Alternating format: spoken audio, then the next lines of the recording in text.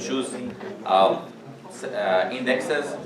Suppose that we have this query, select PID, P name, professor ID, and professor name from professors, where the professor, the department is computer science department, okay?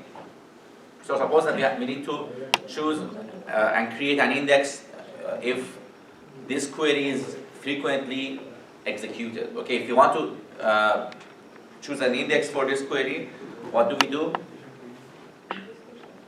What kind of index we need? So we already know that the keys, the primary key in this table is professor ID, okay?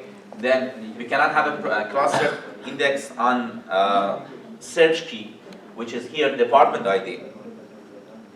So then department ID is on cluster, okay? But the problem here is if the size of the number of professors in the Department of Computer Science is significant with respect to the size of the whole table, it means that a non-clustered index is not very helpful, right? So if we have just this query as the most frequently asked query, and our concern is just addressing this query and making this query more efficient, what we need to do is we can just change the policy we have. We remember that our policy was keeping a clustered index on just primary keys. But now, suppose that we do not use clustered index for the primary key, but we use the clustered index on department ID. If we use the clustered index on the department ID, then answering this query will be very, very fast. Why? Because we need to just find the first computer science professor and then scan the rest of the table, the rest of the index to find all of the, because it's sorted already, right? You need to just find the first professor, then move on. So the second example, suppose that we have this query.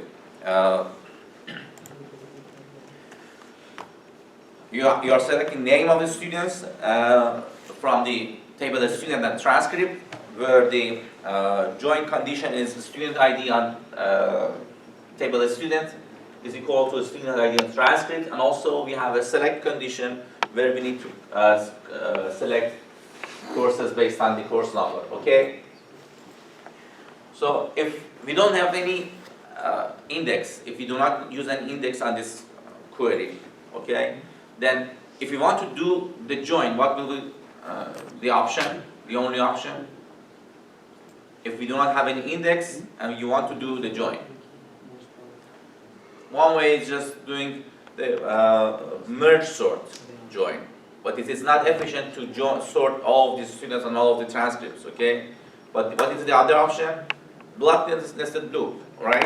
You just read once and join both of the tables. And then while you are joining the tables, and when you are doing this loop over this nested loop, what you are doing is every time you find the join condition matching, then at the same time you check for the select condition. If the select condition is true, then you output the record, okay? So then you can pipe the selection using the select condition inside of the nested loop join, okay? But this is not a good idea. Why? Why? You have a big table of the transcript and a lot of students. A few records are just matching this condition, right? So when you are doing the join, a lot of time the select condition is not matched, then you are wasting your time. So what would you do if you were the DBMS? Can you say question on one? So this is not a good solution, right? Because when you are doing the nested loop join, okay, on the block and block join, block nested loop join, okay. So you are using pipe whenever you match two rows in the loop for the join. You check if the condition is if the condition is true or not. If it is true, then you output the row as a result, right? But we know that the number of the rows satisfying this condition is very, very low, right? With respect to the whole thing. Then you are wasting a lot of time in that loop just looking for some, just joining and in the same time checking the condition. This is not good. So what is the better plan? First, check with the conditions. Yes, is it condition? Perfect. Yes, exactly. First of all, you remember that the clustered index we have on the transcript is this set of keys, right? This set of attributes: course code, semester, student ID. If we have this clustered index, okay, or basically this index, what we can do is we can first apply the select condition, use this clustered index, just collect all of the rows satisfying this condition, okay? The number of the rows are very small with respect to, in comparison with the whole transcript table. It is clustered index, then it's very fast because you are first finding the first row, row, and then since it's clustered, you just scan the index until you find unsatisfying. So this is very fast and very good. Now you have a very small intermediate table, okay? You need to join it with the student. So what you can do is, and you know that the student IDs key in the student. So you have a primary key and ID is a clustered index, the search key for the clustered index. So you have a small set of IDs and you have a clustered index, go over that, extract the name of the students. So then this is a better plan. So this is the summary. You first apply the select condition as Paninda pointed, and then you do the join. Okay, another query, another example. Suppose that you have this query. This is the most frequently asked query in your database. Okay, suppose that you are a DBA and the database management system is facing a lot of time execution of this query. So what do you do to make this query more efficient? First of all, you see that you have a range query, and then you have a join condition. Okay. So for this range query, what is good for range queries? It should be clustered on the salary. Okay, it should be clustered on the salary because it's a range query, and for the range query, clustered index are very helpful. Moreover, B+3 is very good because B+3 is also clustering and also. So if you use B+3, the only thing you need to do is on the B+3 index, look for the first 60 grants per year on the tree, and then when you find it, since it's clustered, go over it until you get to this amount. Okay, you got a lot of rows, then what is the next step? Professor, I heard, suppose if it's normal binary, normal. What is? If the salary, the table is clustered on salary, but we are using binary tree. Okay. Not B+tree. So how it will affect? Binary tree is similar to B+3 for the search, right? But the problem is that it's difficult for insertion and deletion, right? So in this case, that is okay. What? In this case, no need to go for B+. We can able to do this again with binary tree also. Yes, we can. Binary tree is Just searching.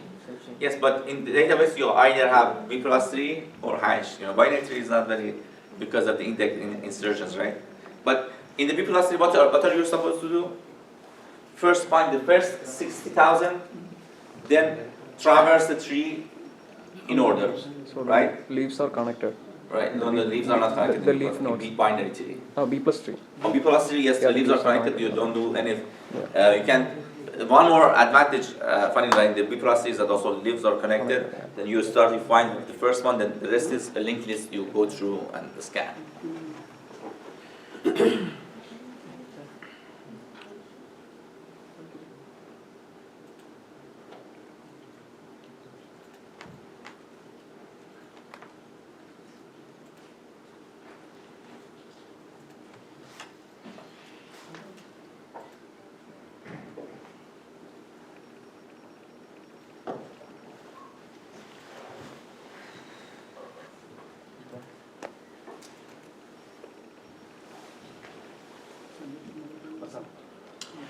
Okay, so then what you are doing is basically you find the range, and then based on that range you find the professor IDs, okay? And then based on the professor ID, you are using what? You are using index nested loop join, one part, because the department is department has an ID as an index, right? One part departments, the other part a set of professor IDs, and a set of professor department IDs. Okay, this is you do the nested index nested loop join. You are using the index for on the department, and you retrieve professors rows using the clustered index on salary, and then find the matching rows with ID. Another index, another problem. Suppose that you have this query. A lot of times ask, what is your plan? How do you execute this query, and how do you answer this query efficiently?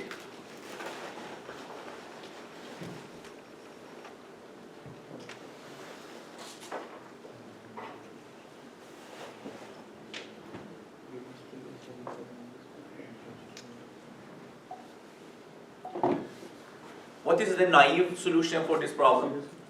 Not efficient, naive solution. Just to traverse and count everything. Okay, so first, suppose that you have this index on this is a range query, right? Yeah. So for the range query, it's good to have a clustered index, okay? So suppose that you have a clustered index on grade, okay? Suppose that you have this clustered index. So what you are doing is you first go and find all of the rows and the transcript, the grade is less than A, and then after that, what you are doing is B plus ranges, B plus is used for this. Then what you are supposed to do is you need to sort all of the semesters, and then when you sort all of the semesters, then you can easily count the semesters, right? So what you are doing is basically first you extract some records from the transcript, then sort them, and then count. Okay? Compute count based on the group by semester. Is it Cluster efficient? will do the same thing.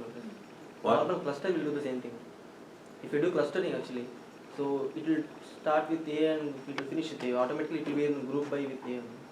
Okay, when you want to count semester based on semester, how do you count the semester? It's count and group by semester. This is the aggregate query. In the aggregate query for the when you have group by, you need to sort based on this, right, and find for the value for each group, right? So for this is a group by query. So for the group by query, when you have this attribute as the group by attribute, what you are doing is you find the result, then you sort based on this, and when you sort based on that, for example, if you sort based on the departments, or this is semester, then all the rows for the first semester is coming first, then second semester, and then we just count them out. Count them out. So the naive solution is extracting the rows, then sorting on semester. So is it a good plan?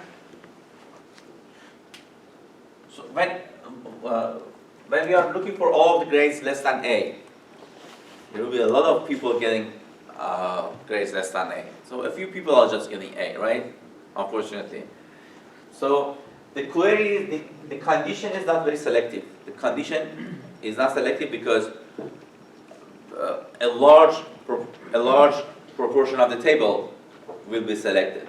So and then when you are selecting a large proportion of the table, a large fragment of the table, then you have a very large intermediate table to sort. Is it good? No. So what is the better solution? So if we use a cluster index on semester, okay, then every semester is sorted, right? So if we scan on this index, and when we are scanning, check if the grade is less than A or not. If it is, then just add it. So if we, the advantage of having this cluster index is that you already have this table sorted based on the transcript. So it's very fast to compute the count based on the transcript.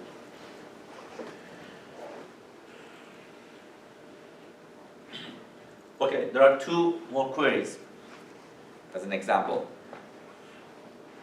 Suppose that you want to, the first query is when you want to print the transcript of a specific student. The second query is when you want to print the list of the grades of one specific course, right, in one semester. So for the first query, the select condition has for the specific course code and for one particular semester, okay? So how do you solve this problem? Professor, what is it column? Column is specifically a particular number, a particular value. Like for example, the column student ID is your student ID, right? 107, 368, 371. So what is the solution for this?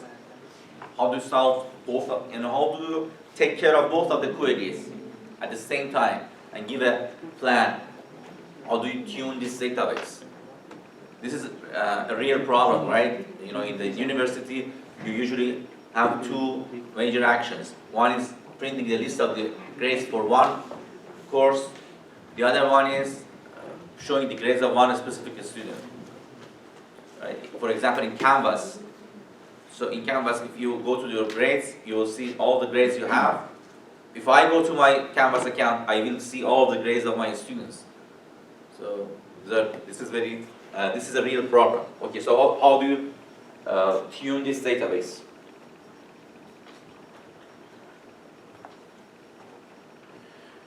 So, okay, the student ID in the transcript can be clustered, okay? So, suppose that we choose a clustered index on the student ID in the transcript table, and then we create another additional unclustered index based on the course code and semester. Okay, so if we do that, we are taking care of both of the queries in a naive way. Why? The first index, clustered index, was used to find the person and then all his grades.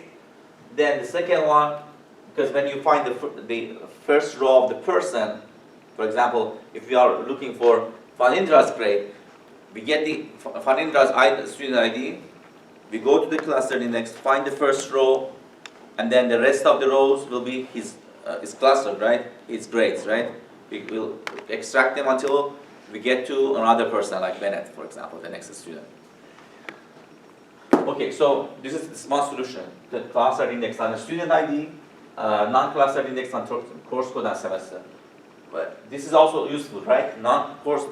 So if you have a index based on course code and semester, then easily you can find it, right? So one more question: if you want to have a index based on course code and semester, what kind of index we can use?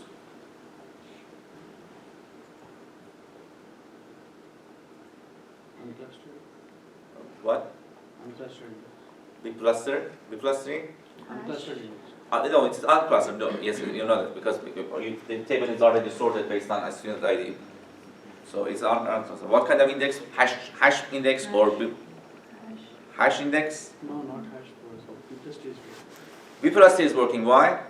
Because it's a multiple attribute search key, right? Hash could not have multiple attribute search key. So it could be just B plus 3. But B plus tree is clustered, isn't it? Okay, so the cluster means that the real rows also sorted based on the index. So, but the B plus 3 is not essentially clustered.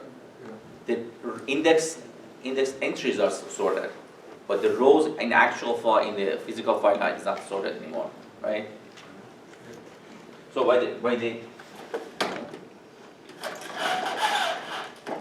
clustered index, what I mean is basically, suppose that you have a B plus 3. If this is clustered, then this is the first row going here, second row is going here, third row is going here. It's not writing very well. If it is not clustered, this is a file, right? So the first row go here, the second row go here, the third row go here. You know what I mean? In the index entry is sorted, but here the file is not sorted. If it is not sorted in the file, the problem is that you cannot find the first row and then scan the file. You have to go one by one on the index and for each.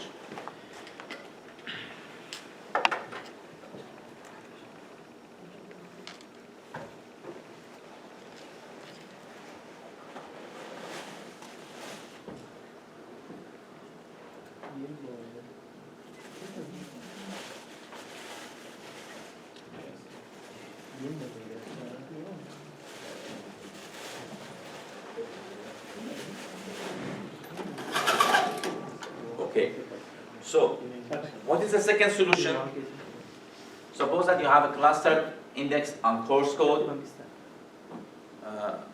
Suppose that you have a clustered index on the course code to answer and to execute second query, an unclustered index based on student ID and course code to answer the first one.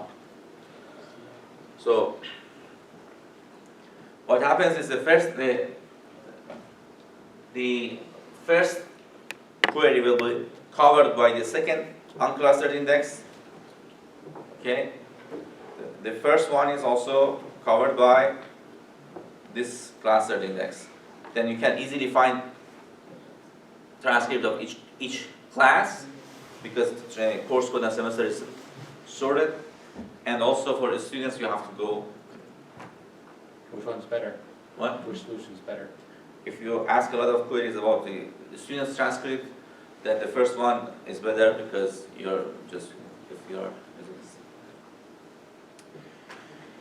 So there are a few tips that you have to remember, and you can find the reasons of these tips in the book.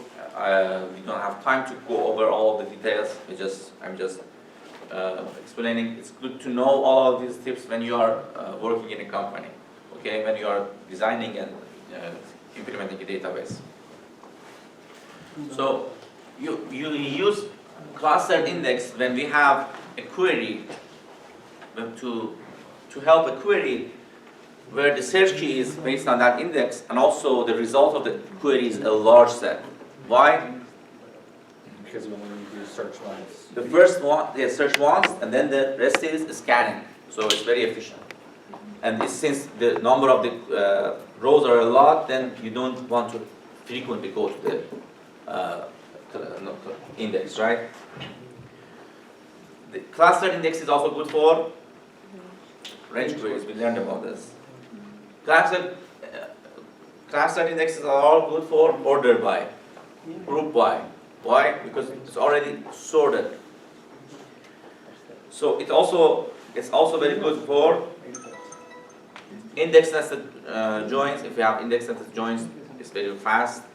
For the sort merge, for the source merge, it's also very fast because it's already sorted. You don't need to sort it. So you are one step ahead when it's already sorted, and the cost of the sort merge sort will be just log of n, right? Do not waste your chance of choosing a cluster index when you have these situations. So when it's not required for any of these, if it is not required for any of these, do not choose a cluster index. Okay, so if the search key frequently updated, so if the search key is frequently updated, it means that It can be sorted every up. yeah, if the file is sorted, then you have to refresh the file a lot, or you have to put gaps in the file too. So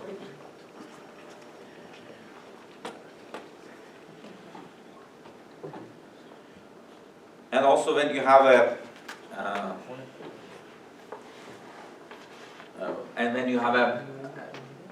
do not use B plus C cluster because when you have a primary key and the primary key is increasing with each insert. So why? When primary key is just adding. You remember the structure of the B plus tree? If you always add to the end of the B plus tree, you have to do all of those operations of restructuring a tree, right? It's very time consuming.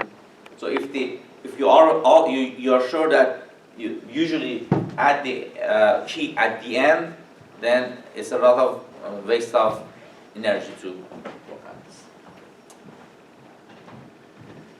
Okay. So also it's usually good to choose unclustered index in some cases, like when you have a query and the query is frequently asked, but the query has a small result set. Unclustered index are very useful. Okay, unlike a clustered index, unclustered index are very useful in this case. It's very good to speed up the index nested loop joins. After creating the index covering for many, if you have a specific attribute involved in many of the queries, it's very good to have an unclustered index on that attribute, because in all of the queries, many queries, you can get benefits of that, get advantage of that index. Question. Yeah. You said, but you also said that index nested loop joins are good with clustered indexes. Yeah, both. I'm not saying that here don't use unclustered. Don't use clustered index. I'm saying that suppose that you have a clustered index for some other key, but you want to add one more index. In this case, the only option you have is adding unclustered, right? This slide is saying that add one unclustered index when you see that these situations are happening. Okay. If you don't have any clustered in the table, then why not using clustered index? Okay. Okay, so there are a few hints in the book. It's explained, but it's also reasonable to just review. If the attribute is unique, you know that in the create table you can mention that the attribute is unique. Who knows the attribute is unique? You as a designer know. Okay, if you know that there is all of the names are unique, there is no family name duplicated, then you have to mention that to the database. It is unique. Then the DBMS can get benefit of that. Why? Because when he knows that the attribute is unique, then for many cases, when he finds the first match, then he's done. He's not going for Like hash index? what? Like hash index? Hash index. You can use hash index when it's unique, right? Adjust fill factor. If you have a lot of dynamic changes, fill factor should be low. If you don't have a lot of fill factors changes, fill factor will be high. So what does it mean? If I keep the fill factor very high, what happens? You can't fill more. Yes, you can. It is disadvantage. But what is the advantage? It takes less space. Less space, and the levels of the tree are much less. Then the search on the tree will be faster, right? Because every node is fatter and bigger. So you have to adjust it based on the nature of the table you have. If you know that you have a lot of insertions and deletions, then keep the low fill factor low. If you know you don't have it, just keep it large. And keep search keys small. Why? Suppose that I have a B plus 3 based on 5 attributes. Okay? The B plus 3 is getting larger and larger. But if I don't use 3 of those attributes, why am I wasting my time? Why am I making my B plus 3 larger and larger? 2 or 3 of those attributes are not used at all. Then just remove it and keep it B plus 3. So if you keep the search key, the number of the attributes in the search key, smaller, B plus 3, smaller. If you keep it larger, then it's getting larger. Then when it is not necessary, just keep it low. So, and do not add unclustered index every time. Why? First of all, if it was always beneficial to have a B plus 3, it was always beneficial and had an advantage to have an unclustered index, then why Microsoft is not making every attribute index by default? Right? They are not stupid. Because not always useful. Why? Index gets a lot of space. Searching on index is a lot of time not necessary, and it takes a lot of time, and so on. We saw that. Okay, so do not think that whatever attribute you want, just make it index. And these indexes are taking a lot of time. Okay. Some hints on the SQL queries. Just remember these hints. I may ask you. I may give you 2 queries, and I will ask you which one is more time consuming or which one is not very efficient. Just remember this. And remember the results, the reasons.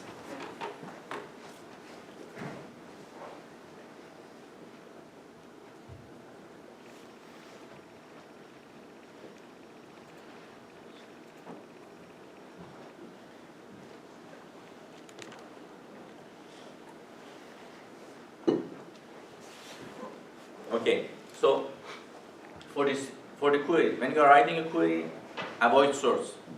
Why? Sort is time consuming. So do not think that when you are writing, I saw some people, some developers, whatever query they write, at the end they put a lot of order by. Good. When you don't need to sort it, why do you sort it? So avoid sorting the query. Avoid sorts by avoiding sort merge joins. If you do not have, do not use sort merge joins frequently in your execution plans. Okay. Also, do not use any of this type. Distinct. Distinct needs a sort, right? How do you distinct? Because you sort first based on the attribute, then you pick the first one, right? So distinct needs a lot of sort. Union. When you are doing union, you need to merge. Merge means that you need to sort. Avoid it. Except is sort. Avoid it. Order by. Order by itself is sort, right? Group by. Also sort.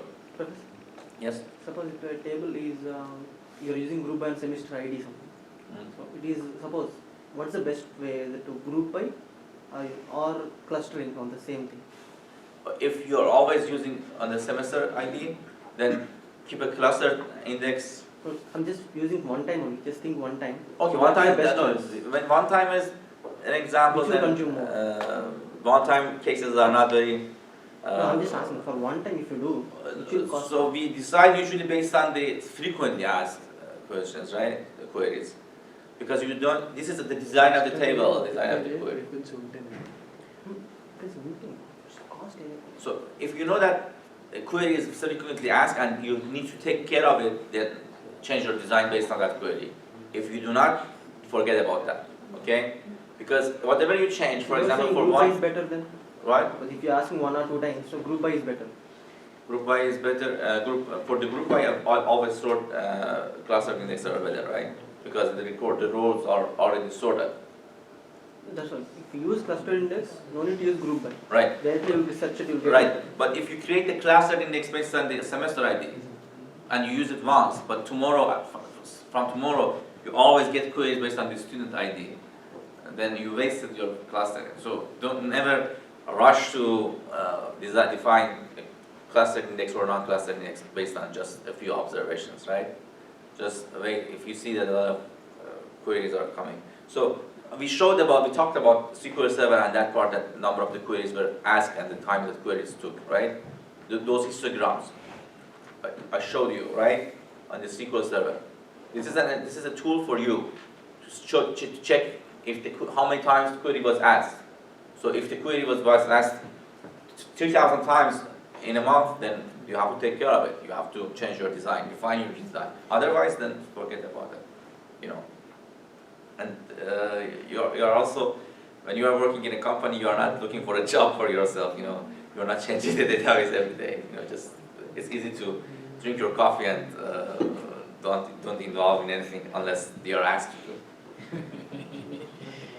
So another hint for the query is that views are causing unnecessary joins, right? Don't think that using views are very helpful always. If it is a materialized view, it means that it takes a lot of space. If it is an unmaterialized view, then it is also a lot of join. Then don't use views instead of tables when you can use tables without any problem. And you always also consider restructuring the queries and change the formulation. Changing the formulation is very important. On undergraduate database, you have seen several examples of efficient and non-efficient queries. So these are parameters and arguments influencing the query optimizer. The statistics on table, okay? So number of these are query optimizers are using these statistics. If you go to SQL Server, you remember the time that we showed how to define a table in SQL Server. There was a part for statistics, okay? If you want to be always efficient, you have to take care of the statistics carefully. If your table is frequently changing, try to make the statistics as frequently updated, because statistics are not updated every day or with every insert. They are updated after a period of time. You know, for example, after 5 days, the statistics is going to check the size of the table, the number of the rows, and so on. So, if the table is frequently changing, then ask the statistics to be updated frequently. Indexes, statistics on indexes, the depth of the index, the number of the pages, number of distinct search keys values, and so on. And also histograms of the attributes. Okay, so this is not good. Let's use for distance learning people. So, suppose that you have a attribute A1, and the value of the attribute A1 is changing like this. Okay, so this histogram is very, very useful for the database DBMS. Okay, why? Because if you give a range query to the DBMS and the range query starts from here to here, the range query, then the DBMS knows that a lot of this is not the variable. This is the count of the attribute. Count of the attribute A1, and this is the value of the A1. So for example, they know that for a lot of rows here, this value of A1 is amount here. Okay? So he has some estimate how many rows should be extracted. Okay? For the range queries, for the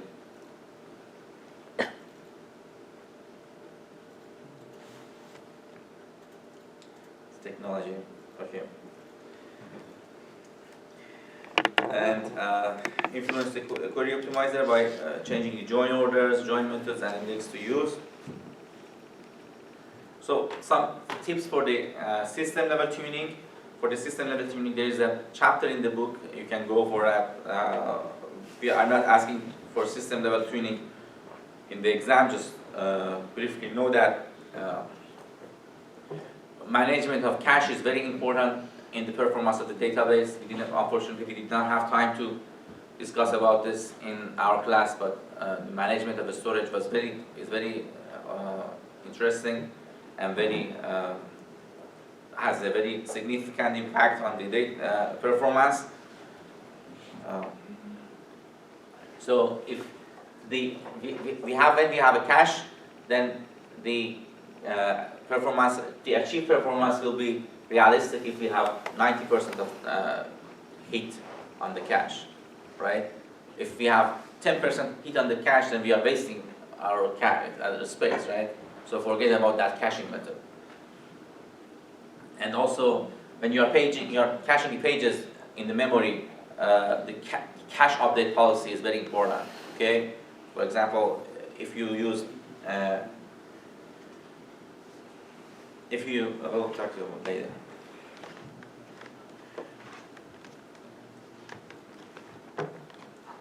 Okay, cache also used for the data pages and also for queries. Both of them cache will be used.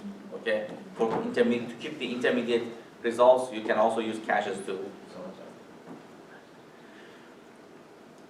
Marking the pages for the cache, dirty and non-dirty. We talked about it, clean and dirty. It means that when it is dirty, it means that we already changed it. So when we want to put the cache on the disk, we have to write it down.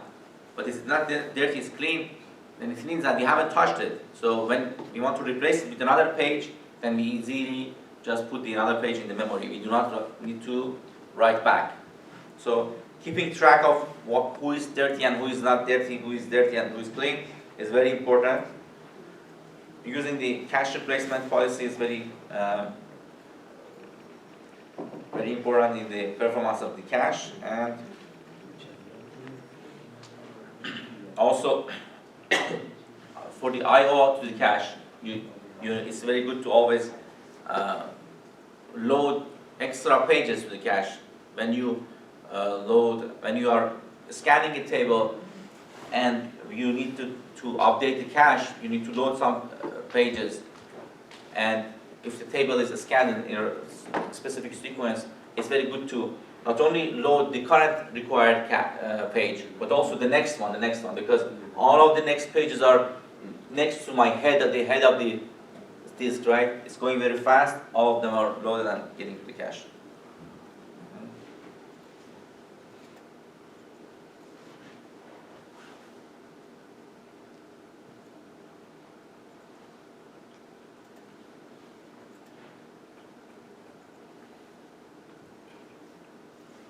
Prefetching is also another interesting technique. We are not going to.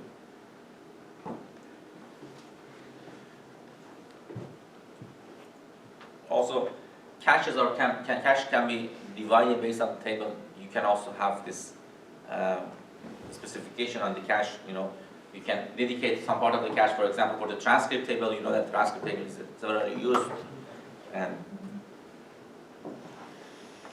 for the log, log is basically, what is a log? We did not talk about system recovery. Transaction log. Transaction log is something that when you mark what you did in order to roll back the transaction and so on. So this log is always, this is an example of heap, right? You always add the log to the end of the file. So this is the heap, right? And also it's rarely used because it's used just only for the recovery and so on. So it's very good to keep the log on a separate device, and you don't waste your time to always frequently. When you put the log on the same disk, if you have another disk, with the same disk, then you are sharing the resource of that disk with log and other tables. So it's a lot of waste because it's not used very much. And that's it. We have two options. Okay, so let's pause it. We can go over the object. I can start object-oriented. I can talk about the quiz. Let's start object-oriented because we need a couple of more classes for object-oriented. Then I will talk about the quiz at the end of the class, which is very close. Okay, what is the object-oriented model?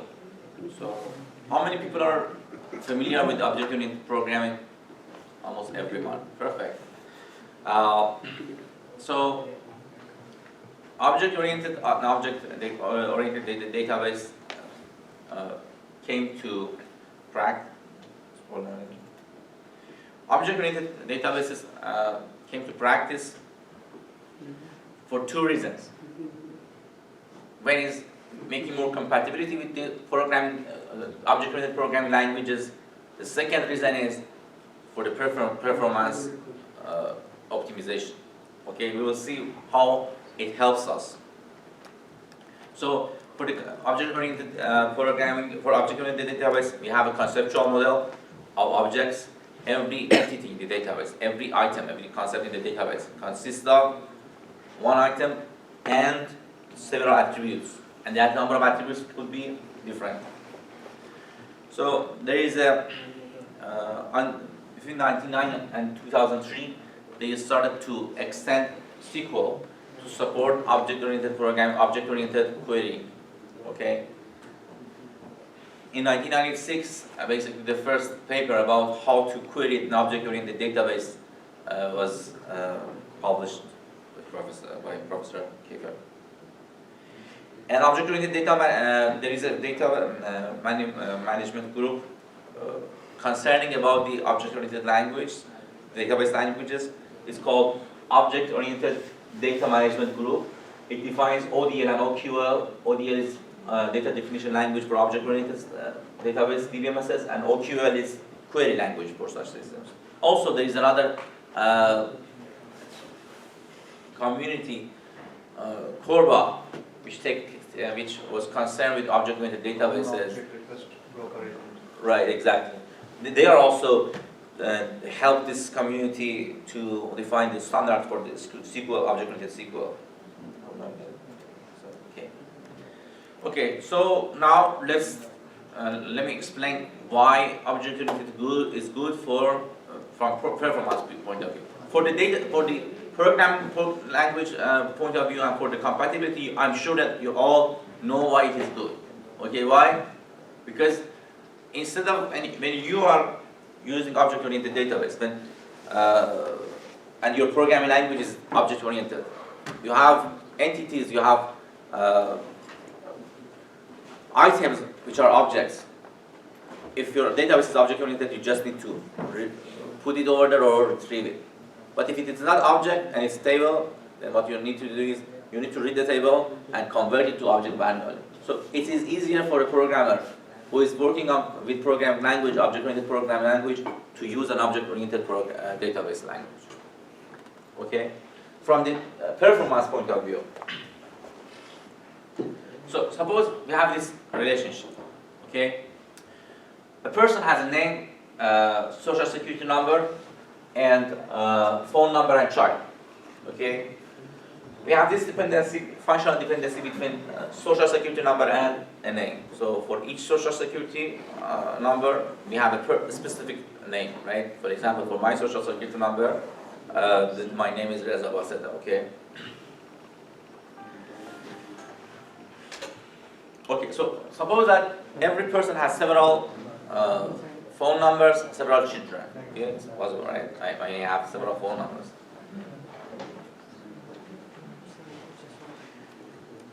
And phone numbers and children are not related to each other. I may have 5 children and 2 phone numbers. None of them are. Unless you assign each of phone numbers to your children and you ask your children to be your secretary. So suppose that you have this table. Is there anyone have a children over here? Is that a personal question? Many. Praveen. Children. Why do your friends are Not married. Well, you married and you have Married but not. See, just in 1 second, he came single to married. Wait for another second to married to children. okay. So, but I hope having a good family is a big fortune for every person. Assume that I have. Okay, so we don't have much time to talk about families. So suppose that you have this table, social security number for each social security number. You have a single name but different phone numbers. This is not normalized, right? This table is not normalized. And you see that a lot of redundancy. What kind of redundancy? There is a joint dependency. So let's, before checking the redundancy, talk about the dependencies. Okay? There is a joint dependency. What kind of dependency? For each person, social security number, name, and for each phone number, you may have several children, right? It's a Cartesian product. So if I have two phone numbers, 6318, I have two phone numbers like 112.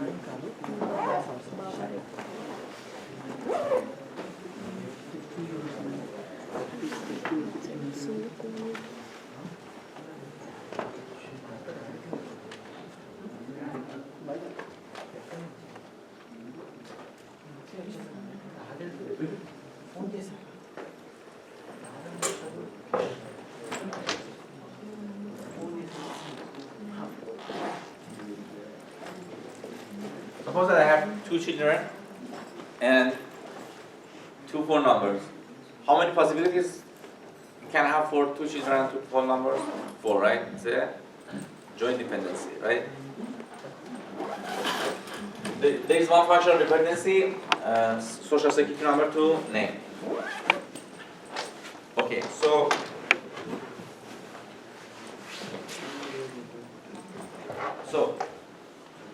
these are redundancies we saw over here. One part of the redundancy was because of the joint dependency. You have to multiply it, and the other one is because of the functional dependency. Okay, so I guess it's before Thanksgiving and people are traveling. I feel that I have to stop. A few minutes I will go. So if I normalize this problem, if I normalize, then I will have 4 tables. 2 of them are identical. Then I will divide this table to 3 tables. Okay. So this is the result of normalization. Okay. So if I normalize, I remove the redundancies, but still querying is difficult, right? Suppose that you want to write a query to find the phone number of grandchildren of Joe. Suppose that Joe is not in a good health condition and you want to find his grandchildren, call them. So this is the query.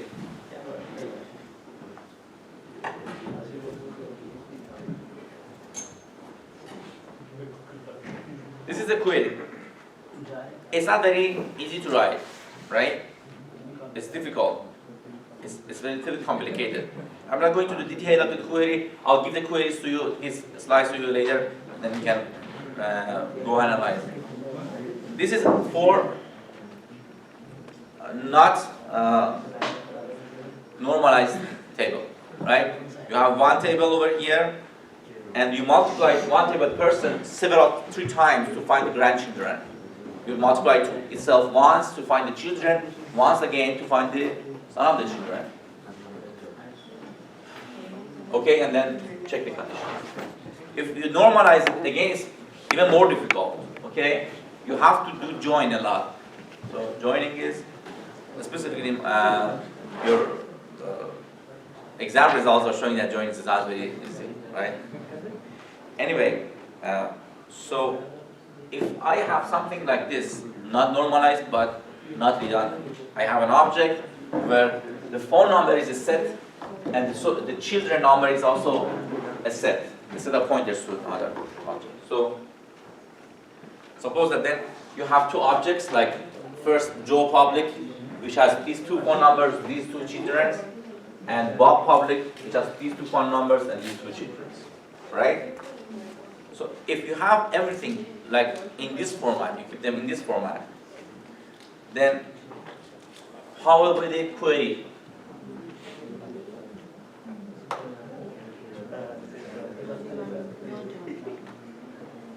How is the query? Query is much easier, right? Because in order to find the grandchildren of Joe, you just need to consider the path from the object Joe to his grandchildren. What is this path? Joe. Children. Of children, by now his phone number. Query is very... So, when you are writing a query in object-oriented, we will talk about this later. You will consider a path from the object through the attributes to the one and you want you are looking for. From table, from the set of objects of person, where the name is Joe. Okay? So, this is an example of object-oriented queries. Isn't it simpler? Isn't it simpler? It is, right? Yeah. And more interesting. And more. Okay, so that's it.